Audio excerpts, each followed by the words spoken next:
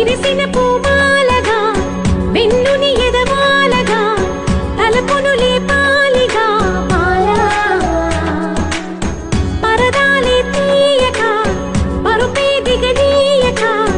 పవళింపాయింతగా నేలా కడవల్లో విరిసిన పూమాలగా వెన్నుని ఎదవాలగా తలపును లేపాలిగా మాలా పరదాలే తీయక పరుపే దిగనీయక పవళింపాయింతగా నేలా కడవల్లో విరిసిన పూమాలగా వెన్నుని ఎదవాలగా తలపును